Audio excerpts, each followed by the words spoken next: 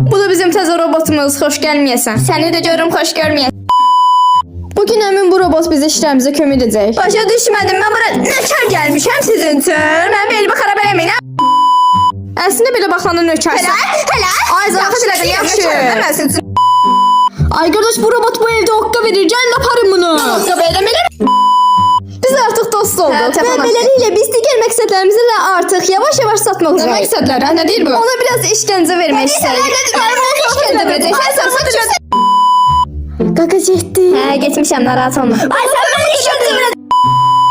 Hər kəsə salam. Bugün sizlərlə bərabər bizim robotumuza yemək pişirməyi öyrədəcəyik.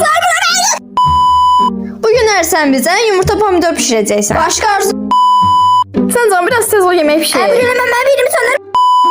Tavanı belə tükür. Sən yenə mənə verirsən.